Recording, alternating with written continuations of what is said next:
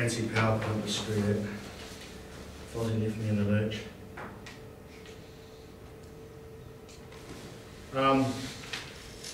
Just coming from a different side from Fozzie, more so what I believe a first five's attributes to be. I was going to do all this fancy come up one at a time, but we're running out of time. These are core skills that that we probably look at the Blues in terms of what we're looking for in a first five. I guess it's pretty well known, probably throughout New Zealand, that it's an area we're struggling in. You take Dan Carter away and you have a look at what's happening below, and it's a bit of a worry. And that's no slight on Stephen Donald or the other guys around there, but it's just the fact that Carter's probably the premier number 10 in the world. I threatened the two first fives I had here earlier, that if they didn't say Dan Carter, they could bugger off out of the room, because it's my personal opinion. But below that, not a big depth in New Zealand rugby. It'd be interesting to tap into Boydie to see the Africans. I know Pinar and Stain, so they're pretty well served. But just on the first one, navigator. We tried to come up with a word. What would I mean by navigator, fellas? Finding a way around the field. Yeah. He's got to lead the team. 8, 9 and 10, as Fozzie's alluded to, is the core of your side.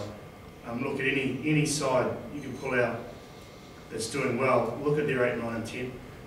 The All Blacks are struggling at the moment. Everyone's putting it down. Well, there's two reasons. Ronnie Sobiala's probably a bit out of form, and no Dan Carter. It's no surprise the ABs are struggling. So that's your core of your team. Now the 10 is probably in the best position to run the side around. And what I've put there, can process info and make correct decisions to execute game plans. A real key, fellas, as coaches, is making sure, and it's something I've learned by being burnt a few times, is that as a coach you know the game plan, but does the first five know? Do your leaders in the side, do they know the game plan as you see it? So for me, clarity is huge. For whoever you use, be it, if you're 8, 9 and 10 at core, then you need to basically bloody get married to them. They need to understand how you're thinking, why you're thinking that way. For instance, there's no use saying, well, I want to hit in here with a ruck and I want to have two guys come here and then I want to go back. Great, that's our game plan, out you go. And do it, because that's happening. You want him to understand why we're doing this. Why are we hitting here?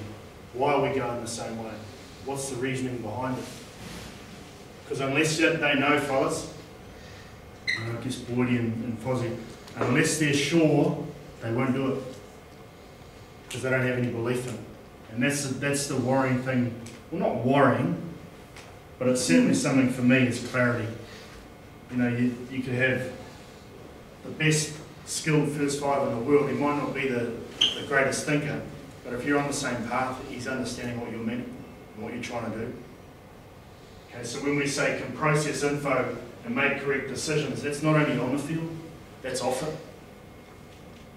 He's got to have an understanding of what we want to do. And on the field, probably more so, and I guess I'll keep coming back to Dan Carter because I do believe, I was at the Canterbury Auckland game 2 weeks ago. His time, his composure, his vision is quite phenomenal when you watch him live. Everyone else is going at 98 miles an hour, he's cruising at 20 because he's seen things 2 or 3 plays ahead. He really is. He's clever. And that's what I was trying to do with our youngsters this morning. I put up there who was the best 10 in the world, and they came up with Dan Carter, and I said, rate him on a scale of 1 to 10. Where would you have him? And they got him at 9.5. And I said, why? And why was Dan Carter at 9? I think he might still be up there. Why was Dan Carter at... How do you get that to change? That funny little one that's got nothing left on the right hand end.